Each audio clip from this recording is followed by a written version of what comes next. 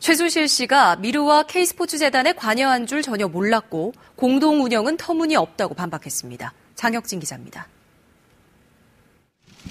박근혜 대통령 측 유영하 변호사는 특검 수사 결과 발표 직후 반박 입장문을 내고 특검 수사 결과를 전면 부인했습니다.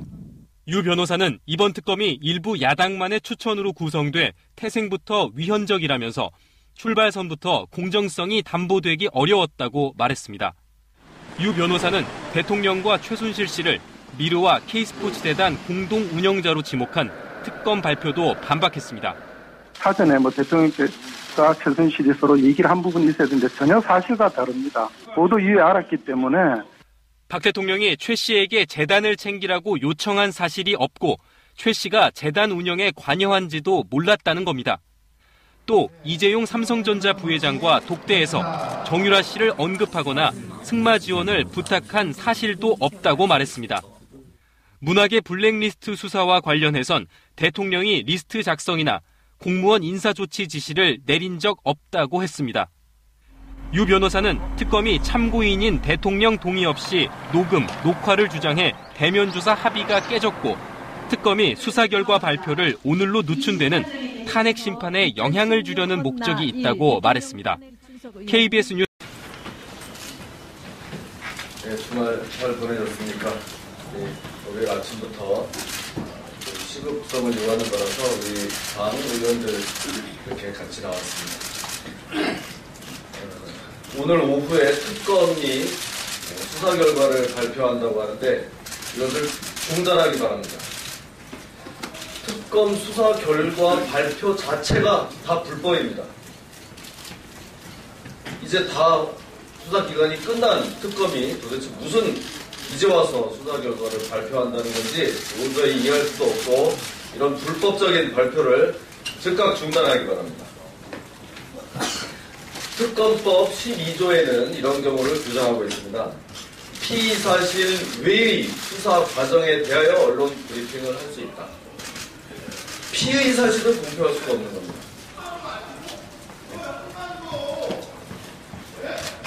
피의사실이라는 게 뭡니까? 누가 어떤 혐의를 가지고 또 뭐 어떤 증거가 있고 이런 거를 발표하게 되면 이게 바로 피의사실 공표죄에 해당하게 됩니다. 만약 특검이 오늘 특히 대통령에 대하여 이런저런 혐의가 있다, 뇌물수수 혐의가 있다, 이런 거를 발표하게 되면 바로 피의사실 공표죄의 현행범이 되는 겁니다. 그리고 또 문제가 하나 더 있습니다. 지금 특검은 수사기간이 다 지나 있고 이런 것을 할 수 있는 권한도 지위도 없습니다. 마치 박한철이 탄핵심판 선고하는 거나 마찬가지입니다. 그 특검법에 의하면 수사 과정에 대해서 언론 브리핑을 할 수 있다 이렇게 돼 있기 때문에 그야말로 수사를 해나가는 절차적인 과정에 대해서만 발표를 할 수 있는 거지 수사 기간이 다 끝난 다음에 그 내용에 대해서 발표를 할 수가 없습니다. 그 수사 과정이라는 것은 누구를 불러서 조사한다거나 누구에 대해서 영장을 청구한다거나 기소를 한다거나 그런 것을 예정하고 법이 만들어졌다는 말씀을 드립니다. 자, 이 탄핵 심판 선고가 초일기에 들어갔는데 이제 와서 특검이 수사 결과를 발표한다고 하는 것은 탄핵 심판에 영향을 미치겠다는 저희로밖에 볼 수가 없습니다. 이 특검, 이 사람들이 편파적인 글로만 알았더니 이제는 아주 교활하기까지 합니다. 있을 수가 없는 일입니다. 자, 마지막으로 또 하나 문제가 있습니다. 이 특검이 이렇게 하는 것이 만약 야당과의 5종의 거래로 이렇게 한다고 하면 이건 정말 큰 문제입니다. 이번 일로 야당 단독 추천된 특검이 이번 일로 공을 세우고 나중에 향후 자리거나 어떠한 형태의 이익을 받는다고 약속을 했다고 하면 이거는 뇌물수수죄가 성립될 수도 있습니다. 지금 이런 불법 행태가 아주 대놓고 벌어지고 있습니다. 우리 당은 이것을 더 이상 좌시하지 말고 여기에 대해서 단호하게 피의사실 공표죄로 당 차원에서 고발을 할 것을 강력히 촉구합니다. 네, 이상 마치겠습니다.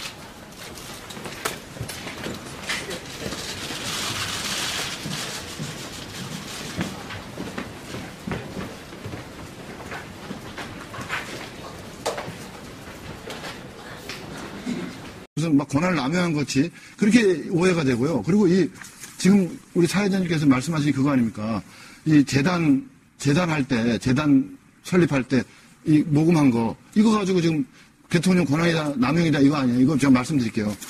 이게 작년 말에 보면 국회에서 농어촌 상생협력기금법이라는 걸 통과시켰습니다. 이게 뭐냐면 기업들한테 1년에 1,000억 원씩 조성해라. 그래서 앞으로 10년간 1조 기금을 마련하겠다는 거예요. 그래서 대기업들이 이거 뭐 자꾸 이렇게 국회에서 돈 걷어오라 그러냐. 이렇게 이제 그런 반발도 있었어요. 사유재산 침해 아니냐. 그런데 보십시오. 1,000억 원씩 1조까지 만들겠다는 겁니다. 기업한테. 그걸 이제 국회에서 이제 통과시켜서 하는데 대통령이 재단한 거는 788억이에요. 두 개 재단을 다 합쳐서. 그리고 이 근거법이 겁도 없이 했다는데 2014년 1월 달에 통과된 문화예술 후원 활성화법입니다. 그래서 그 법에 따라서 이 788억 돈 낸 이 문화예술에 후원한 기업들은 인증도 받았고 사회공헌 인증도 받았고 세제 혜택도 받았어요. 세제 혜택도. 그런데 이렇게 하는 거는 이렇게 해서 문화예술 권장하고 돈 788억 모금한 거는 대통령이 탄핵돼야 될 위헌위법이고 국회에서 기업들한테 1조 걷어와라 하는 거는 위헌위법이 아니고 정당한 겁니까? 둘 다 법에 의해서 한 겁니다. 왜 대통령이 한 일은 그렇게 탄핵받아야 되는 거고 그리고 그 788억이라는 돈이 지금 어디 가질 않았어요. 그 양계 재단에 인건비로 썼지 돈 하나 누가 가져간 사람 없습니다. 그대로 있습니다. 그리고 오히려 안타까운 것은 거기에 무슨 노승일 씨니 박헌영 씨니 이런 고영태 씨의 친한 사람들이 지금 하는 일도 없이 그 재단에서 봉급을 따박따박 받아가가지고 그게 아까운 것 뿐이지 지금 그게 뭐가 그렇게 권한 남용이에요, 그게. 그러니까 이런 식으로 균형 잡히지 않은 시각을 가지고 있으면 문제가 항상 된다. 이렇게 생각합니다. 그 소추위 측에서 이제 많이 인용하는 증거가 그 안종범 수첩이에요. 그 다음에가 이제 태블릿 PC였고, 그 다음에 이제 녹음 파일인데, 이게 3대 물증입니다. 그런데 보십시오. 안종범 수첩이라는 이 물증이 헌법재판소에 안 옵니다. 또, 안종범 본인 재판에도 이 원본이 제출되지 않습니다. 이거는 뭘 의미하는 건가 하네요. 살인사건, 강도사건에서 그 강도짓 하는 거, 살인행동하는 거를 찍은 CCTV 화면이 있다고 경찰이나 검찰에서 CCTV 화면 있어. 이렇게 호언장담하면서 막상 재판을 하니까 그 CCTV 화면을 안 내고 동네 사람들 막 불러가지고 증인으로 내세워가지고 그날 밤에 막 그냥 큰 소리 나는 거 들었지 않냐, 사람 죽는 소리 들었지 않냐, 이렇게 딴 얘기 하는 거예요. 왜 그 물증을 왜 안 냅니까? 그 안종범 수첩이 그렇게 정가에 보도인데, 아니, 헌법재판소에 내달라는데 안 가져와요. 그것도 간첩 이해가 안 가고. 또 태블릿 PC도 그렇게 중요한 증거라 그러고 그 태블릿 PC 때문에 온 나라가 이렇게 됐는데 그 태블릿 PC를 제출을 안 합니다. 도대체 그 안에 뭐가 들었고 뭘 어떻게 조작이 돼 있길래 그걸 내지 못하냐. 그리고 녹음 파일 2395개. 이 김수현 녹음 파일인데요. 이게 고영태 녹취록이라고 알려져 있는데 이 2395개를 다 들어보자고 그러지도 않았습니다. 우리는. 그중에서 중요한 거 골라가지고 국민 앞에 공개 검증하자. 그러면 그 안에 엄청난 내용이 들어있어요. 검찰의 공소장 내지는 검찰 조서와는 전혀 다른 이야기가 거기에 시대순으로 쫙 녹음되어 있고 회의 전부 다 되어 있습니다. 그걸 틀어보면은 중요한 얘기가 나와요. 거기에 K스포츠 재단을 갖다가 말이야 한 방 퍽 날려가지고 말이야 조직을 장악해가지고 뻥 터트려서 돈을 벌어야 된다는 등 사은택을 제거해야 된다는 등 이제 최순실을 다 써먹었고 심지어는 대통령님을 갖다가 얘네 걔네 할 때 그 걔라 그러면서 걔를 몰아내고 다른 세력과 손잡아야 돼. 이런 식의 당돌하게 그지없는 이야기들, 황당하게 그지없는 이야기들. 그래서 이것은 이 사건은 검찰이 만들어오는 프레임과 정반대가 진실인가 보다. 이러한 의심을 충분히 자아내게 하는데도 그런 증거조사도 지금 이루어지지 않고 허덕거리면서 빨리 재판한다는 겁니다. 왜 이 중대한 헌법 재판이 국회의 의결도 잘못됐고 이런 재판이 헌법재판관 한 분의 임기에 연동돼가지고 3월 13일까지 안 하면 무슨 난리가 납니까? 이게 참 여러 가지로 문제가 많습니다. 네. 참고로 적용한다는 건 말이 안 되고요. 그리고 마지막으로 이 증거 제시가 안 돼 있어요. 이 탄핵소추 의결에. 이 발의할 때부터 이 증거를 제시하게 되는데 증거라고 붙인 거는 의혹으로 점철된 이 언론 보도하고 그다음에 검찰의 공소장인데 의혹 보도에 불과한 언론 보도가 증거가 되지 않는다는 것은 이건 누구나 다 아는 상식이고 이 검찰의 공소장이라는 게 증거가 되지 않는다는 것은 이거는 검사가 사건을 바라보는 자기의 심증이요 자기의 의견입니다. 만약에 이것이 증거가 된다고 한다면은 그렇다 그러면 국정조사는 뭐하러 필요하고 특검은 뭐하러 필요하고 재판은 뭐하러 필요합니까? 또 법원이 왜 필요합니까? 그러니까 이걸 신뢰도가 가장 떨어지는 이 검찰의 국민의 신뢰도가 가장 떨어지는 검사의 의견 하나를 그 다음으로 신뢰가 떨어지는 국회가 이제 국회가 그 다음 검찰 다음으로 신뢰가 떨어지는 기관이거든요. 여기 국회의원들이 일개 검사의 주관적 의견에 불과한 공소장을 증거로 채택해가지고 일국의 대통령을 권좌에서 몰아내기 위한 이러한 행위를 감행한다는 건 이건 부적법해서 각하를 면할 수가 없습니다. 변호사님, 증거 관련해서. 이 안종범 씨 증언이 대단히 이렇게 신빙성이 있는 걸로 많이들 이렇게 오해를 하고 있는데 이거는 언론에서 그렇게 보도를 해서 그렇지 그 법정에 와서 안종범의 증언을 실제로 들어보면 이랬으면 제가 말씀드릴게요.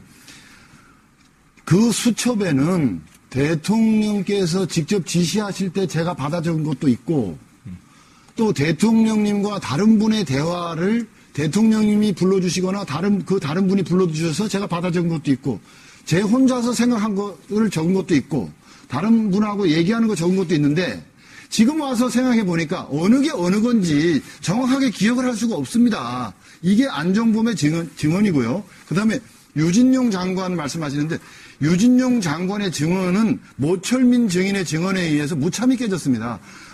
유진용 장관이 대통령에게 당당하게 건의했는데 대통령이 막 협량이 돼가지고 듣지도 않고 그랬다.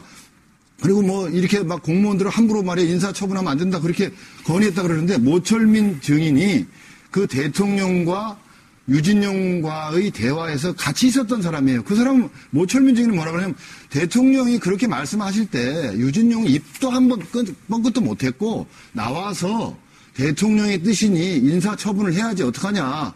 그렇게 비리가 있다면 인사처분한다. 이렇게 얘기했다는 거예요. 전혀 다릅니다. 그런데 이 모철민의 증언 같은 건 언론이 보도를 안 해요. 보도를 안 하고 또 이 이승철 그 정경련 부회장의 증언도 자꾸만 나오는데 이승철과 안종범의 증언이 대립되고 있습니다. 지금 안종범 경제수석은 이승철이 이 모금 과정에서 적극적으로 나서가지고 그리고 이 언론에서 의혹이 보도되니까 어떻게 하면 좋겠다라고 자기가 먼저 방안을 와서 건의하고 이러던 사람이 표변해가지고 정권이 바뀔 것 같으니까 이 촛불이 세지니까 표변해가지고 갑자기 와가지고서는 안종범이 위증을 교사했다. 이렇게 거짓말을 한다. 그래서 안종범의 증언과 이승철의 증언은 완전히 대립돼가지고 있는데 이 안종범의 증언에 대해서는 언론이 보도를 전혀 안 합니다. 그리고 이승철만 계속 보도를 해요. 그러니까 여기 의원님, 존경하는 우리 의원님께서도 전혀 이 안종범의 증언에 대해서 균형 잡힌 시각을 못 가지시고 한쪽 부분만 생각하죠. 이게 바로 언론의 큰 문제입니다. 세상 헌재에서 한마디께서 말씀하신 그거 아닙니까? 이 재단 설립할 때 이 모금한 거 이거 가지고 지금 대통령 권한이다 남용이다 이거 아니에요. 이거 제가 말씀드릴게요. 이게 작년 말에 보면 국회에서 농어촌 상생협력기금법이라는 걸 통과시켰습니다. 이게 뭐냐면 기업들한테 1년에 1,000억 원씩 조성해라. 그래서 앞으로 10년간 1조 기금을 마련하겠다는 거예요. 그래서 대기업들이 이거 자꾸 이렇게 국회에서 돈 걷어오라 그러냐. 이렇게 이제 그런 반발도 있었어요. 사유재산 침해 아니냐. 그런데 보십시오. 1,000억 원씩 1조까지 만들겠다는 겁니다. 기업한테. 그걸 이제 국회에서 이제 통과시켜서 하는데 대통령이 재단한 거는 788억이에요. 두 개 재단을 다 합쳐서. 그리고 이 근거법이 겁도 없이 했다는데 2014년 1월 달에 통과된 문화예술 후원 활성화법입니다. 그래서 그 법에 따라서 이 788억 돈 낸 이 문화예술에 후원한 기업들은 인증도 받았고 사회공헌 인증도 받았고 세제 혜택도 받았어요. 세제 혜택도. 그런데 이렇게 하는 거는 이렇게 해서 문화예술 권장하고 돈 788억 모금한 거는 대통령이 탄핵돼야 될 위헌 위법이고 국회에서 기업들한테 1조 걷어와라 하는 거는 위헌 위법이 아니고 정당한 겁니까? 둘 다 법에 의해서 한 겁니다. 왜 대통령이 한 일은 그렇게 탄핵받아야 되는 거고, 그리고 그 788억이라는 돈이 지금 어디 가지 않았어요. 그 양계 재단에 인건비로 썼지 돈 하나 누가 가져간 사람 없습니다. 그대로 있습니다. 그리고 오히려 안타까운 것은 거기에 무슨 노승일 씨니 뭐 박헌영 씨니 이런 고영태 씨의 친한 사람들이 지금 하는 일도 없이 그 재단에서 봉급을 따박따박 받아가가지고 그게 아까운 것 뿐이지 지금 그게 뭐가 그렇게 그 권한남용이에요, 그게. 그러니까 이런 식으로 이 균형 잡히지 않은 시각을 가지고 있으면 문제가 항상 된다. 이렇게 생각합니다. 특검의 피의 사실 공표가 현행법 위반이라며 당 차원에서 고발해야 한다고 주장했습니다. KBS 뉴스 신재입니다. 박근혜 대통령 탄핵 심판 선고가 임박한 가운데 헌법재판소는 최종 선고날 심판정 생중계를 허용하기로 했습니다. 국민의 높은 관심과 사안의 중대성을 고려해 결정했다고 했습니다. 보도에 손서영 기자입니다. 지난 2004년 노무현 대통령 탄핵 심판 선고날, 최종 심판 과정은 TV와 인터넷을 통해 생중계됐습니다. 1988년 헌법재판소 설립 이래 생중계는 처음이었습니다. 헌법재판소는 박근혜 대통령 탄핵 심판 선고도 생중계를 허용하기로 했습니다. 헌재 관계자는 대통령 탄핵 심판의 중대성과 국민의 높은 관심을 고려했다고 말했습니다. 심판정 생중계 허용은 재판장 허가 사항으로 헌재는 선고 날짜 발표 때 구체적인 내용도 밝힐 예정입니다. 생중계가 허용되면 최종 결론에 해당하는 주문과 재판부의 결정 이유 등 최종 심판 과정이 모두 공개됩니다. 헌재는 지금까지 노무현 대통령 탄핵 심판과 행정수도 이전, BBK 특검법 권한쟁의 심판, 통진당 해산 심판 등 4차례만 생중계를 허용했습니다. 노무현 대통령 탄핵 심판 때는 선고일 3일 전에 날짜를 공지했지만 이번에는 발표 날짜를 최대한 늦출 수 있다는 분석도 나옵니다. 헌재는 선고를 앞두고 청사 보안과 경비를 한층 강화하고 예약된 견학 일정도 연기시켰습니다. 헌재는 선고 당일 방청을 희망하는 일반인을 전자추첨으로 선발할 예정인데 심판정 질서 유지를 위해 방청 인원 규모를 고심하고 있습니다. KBS 뉴스 손서영입니다. 각계에서는 헌재가 어떤 결론을 내리든 존중하자고 촉구하고 나섰습니다. 사회 화합을 이루고 국가를 안정시키기 위해서는 승복하는 자세가 절실하다고 했습니다. 이승재 기자입니다. 대한변호사협회가 헌재가 대통령 탄핵 심판에서 어떤 결정을 내리든 존중해야 한다고 말했습니다. 가뜩이나 국론이 심하게 분열돼 있는데 더 이상의 갈등과 대립은 없어야 한다고 강조했습니다. 헌법재판소가 차분히 결정을 해주고 거기에 모두 따르기로 약속을 한 겁니다. 그래서 헌법재판소를 만든 거니까. 대한변협은 헌법재판소의 탄핵 심판 결정을 존중해야 한다는 의견을 서명운동으로까지 확대했습니다. 서명운동은 우선 변호사부터 시작하고 일반 국민도 참여시키기로 했습니다. 전현직 대학 총장들로 구성된 한국대학 총장협회도 지금부터 헌재의 압력을 행사하려는 모든 행동을 중단해야 한다고 촉구했습니다. 차분하게 헌재의 결정을 기다리고 결정에 승복하는 자세가 필요하다고 했습니다. 헌법과 법, 양심에 따라서 판단을 해달라. 결정에 대해서는 온 국민이 우리가 승복하고 존경해야. 대한불교 조계종도 헌재 판결에 승복하고 보수와 진보 두 진영이 화합을 이뤄 국가를 안정시켜야 한다는 호소문을 발표했습니다. KBS 뉴스 이승재입니다.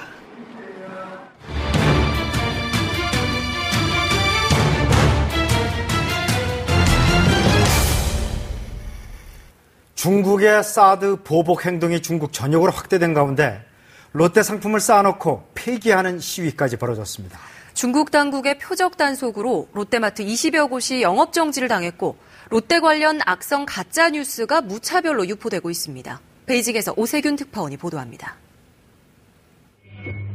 오성 홍기를 단 건설 중장비가 쌓아놓은 음료수와 주류상자를 밟고 지나갑니다. 모두 롯데 상품들입니다. 상가 직원들은 롯데 상품을 팔지 않겠다는 현수막까지 들었습니다. 화장품 가게 앞에서는 지나가던 행인이 종업원들에게 한국 화장품을 팔고 있다며 거칠게 항의합니다.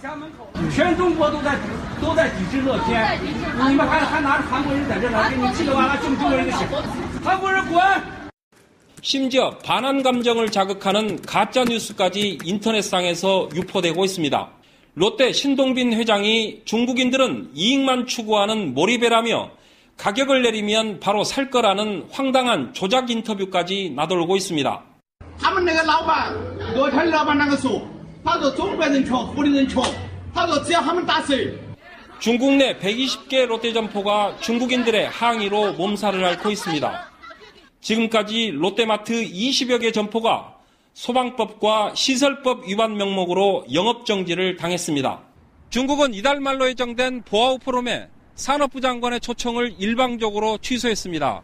또 5월에 열리는 1대1로 국제포럼에는 아예 초청장도 보내지 않았습니다. 사드 보복이 전방위로 확대되고 있습니다. 베이징에서 KBS 뉴스 오세규입니다. 중국 지도자들은 틈만 나면 세계 무대에 나와 자유무역을 외치며 국제사회 리더임을 자처해왔습니다.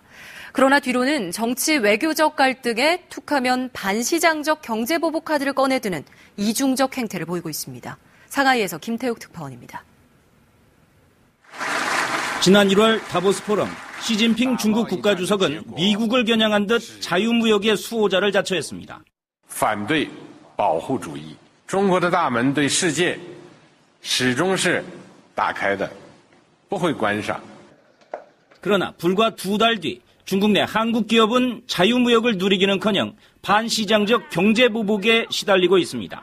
한류 콘텐츠 봉쇄에 한국 관광 전면 금지, 롯데에 대한 전방위적 제재까지 갈수록 한국 기업에 대한 보복 조치를 노고라 하면서도 리커창 총리는 또 이렇게 말합니다.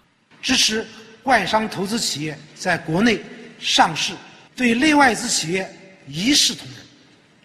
세계 경제 포럼이 발표한 무역과 투자 여건 순위를 보면 중국은 130여 개국 가운데 61위, 특히 관세 장벽 등 시장 접근성, 즉 개방성은 126위로 최하위권입니다. 겉으로 자유무역을 외치지만 실제로는 가장 폐쇄적인 국가란 뜻입니다. 이 때문에 파이낸셜 타임즈는 중국 주도의 자유무역 질서에 대한 과도한 기대는 금물이라고 비판했습니다. 정치 외교적 갈등이 생기면 언제든 경제적 약속은 뒤바뀔 수 있다. 이번 사드 보복 사례가 대중 투자를 고려하는 글로벌 기업들의 뚜렷한 반면 교사로 남을 전망입니다. 상하이에서 KBS 뉴스 김태욱입니다.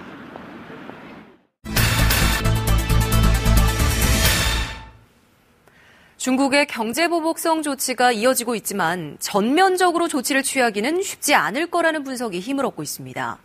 우리나라가 중국에 수출하는 95%가 자본재나 원자재여서 이를 가공해 내다 파는 중국으로선 부메랑을 맞을 수밖에 없다는 얘기입니다. 최영철 기자가 심층 취재했습니다. LG전자가 최근 내놓은 TV의 두께는 채 4mm가 되지 않습니다. 자체 발광 소재인 OLED 기술로 얇으면서도 자연색을 내는데 이런 대형 디스플레이 패널 기술은 아직 중국 업체가 따라잡을 수가 없습니다. 그래서 지난해 중국에 수출한 한국산 디스플레이 패널이 121억 달러어치, 전체 대중국 수출의 10분의 1에 달합니다. 최근 국내 시장에서도 중국산 TV가 조금씩 팔리고 있는데 그 핵심 부품인 디스플레이 패널은 상당수가 한국산이란 얘기입니다. 세계 시장을 공략 중인 중국산 스마트폰입니다. 자세히 뜯어보면 스마트폰 성능을 좌우하는 모바일 D램과 낸드 플래시 반도체, 사진과 영상을 표현할 수 있는 얇은 두께의 OLED 디스플레이 패널 등 핵심 부품은 삼성 제품입니다.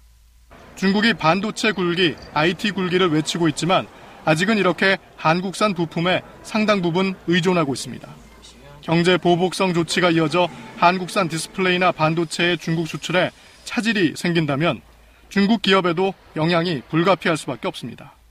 만약에 한국의 메모리 반도체가 중국에 판매되지 않는다면 그 스마트폰 업체들이 상당히 불편함을 많이 겪을 걸로 전망이 되고 있습니다. 지난해 우리나라의 대중국 수출액은 1244억 달러. 이 가운데 정보통신 기술 장비 등을 포함하는 자본재, 즉 중간재 수출이 3분의 2를 차지하고 철강이나 화학 제품 같은 원자재 수출액 비중도 30%에 육박합니다. 중국이 우리나라에서 사들이는 제품의 95% 정도가 중국이 내다 파는 상품의 재료인 셈입니다.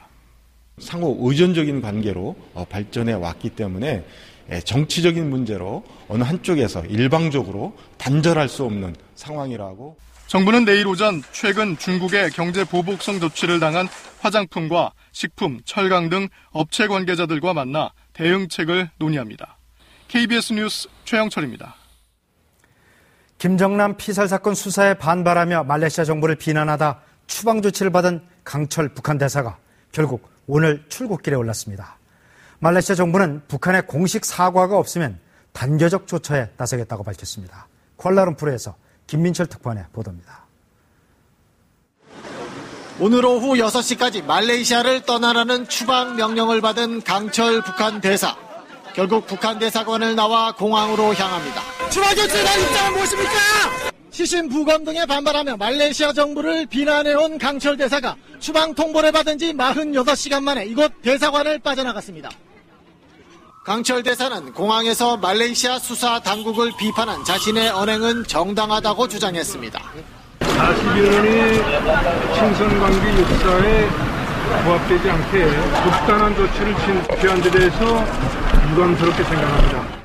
말레이시아 총리는 북측이 아직도 공식 사과가 없다며 향후 추가적인 조치를 예고했습니다. Tapi dia enggan berbuat demikian, maka berdasarkan pada prinsip kita telah ambil tindakan untuk isytihar dia sebagai persenanan gerata. 말레이시아는 북한 대사 추방에 이어 오는 28일 평양에서 열리는 아시안컵 최종 예선전에 자국 축구팀을 보내지 않기로 했습니다. 북한도 말레이시아의 조치에 맞서 이미 본국으로 소환된 말레이시아 대사에 대해 추방 결정을 내렸습니다. 이로써 양국 간 외교적 갈등이 단교를 향해 치닫고 있습니다. 쿠알라룸푸르에서 KBS 뉴스 김민철입니다.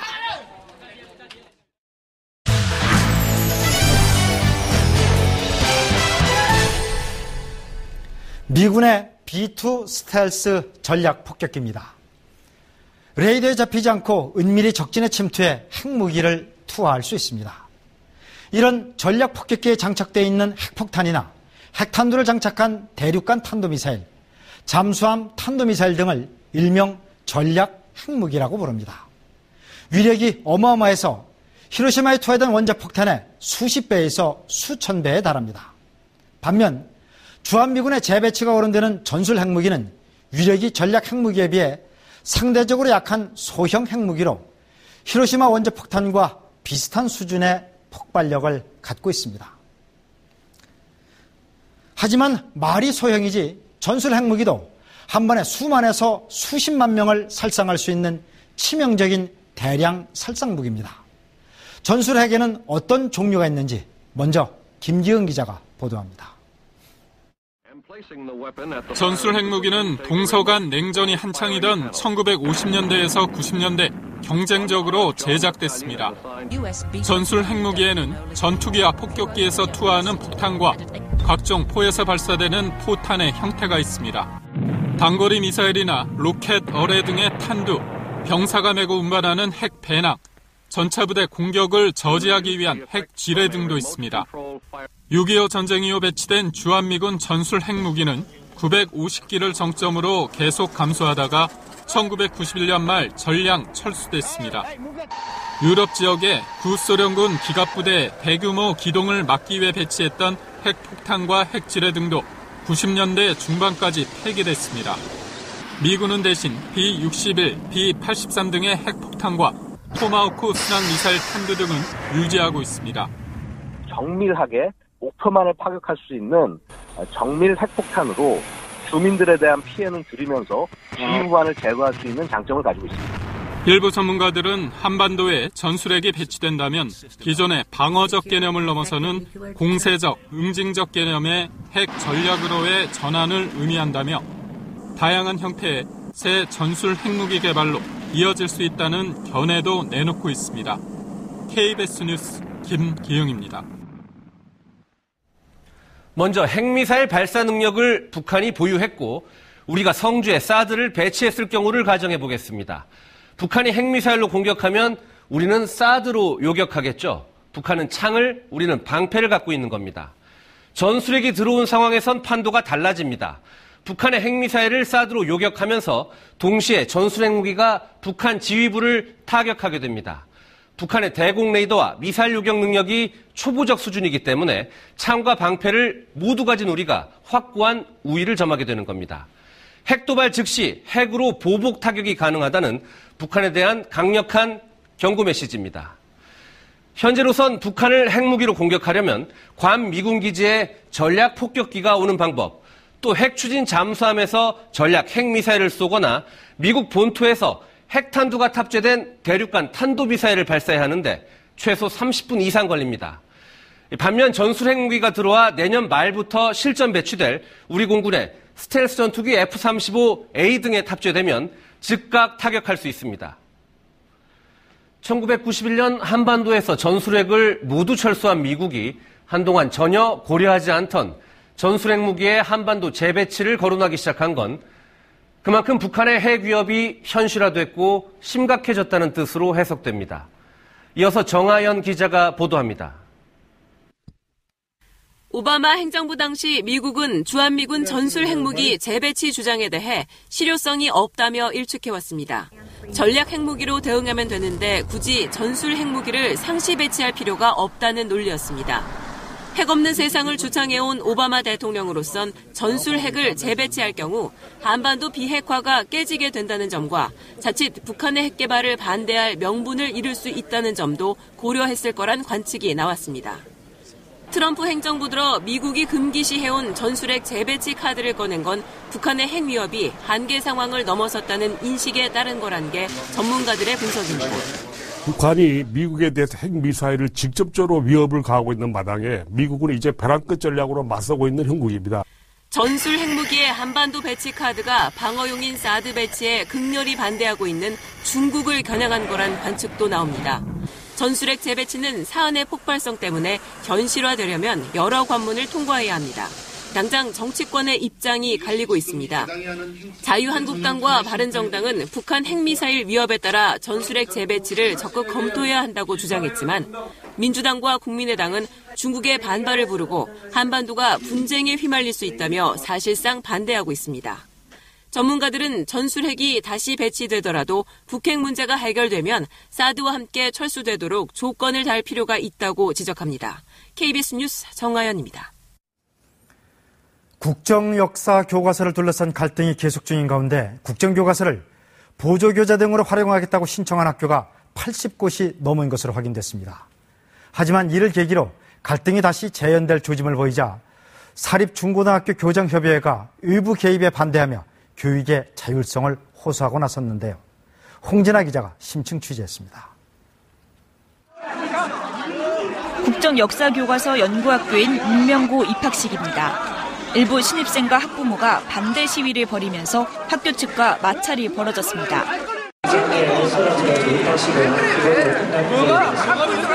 입학식 파행 사태까지 빚어진 이 학교에서는 벌써 며칠째 국정교과서 찬반 집회가 이어지고 있습니다. 이런 가운데 사립중고교 교장들은 문명고를 방문해 외부 단체들의 학교 운영 개입에 우려를 표명했습니다. 교육 현장에서는 교육 외적인 요소로 교육이 침해받는 일은 없어야 된다고 생각을 합니다. 여기서 시위가 이뤄진다거나 또는 격렬한 어떤 부딪힘이 있다는 것은 적절치 않다고 생각이 듭니다. 교육부는 연구학교 이외에 희망하는 학교에도 국정교과서를 보조교재로 활용하도록 지원하기로 했습니다. 그 결과 중고등학교 83곳이 신청한 것으로 파악됐습니다.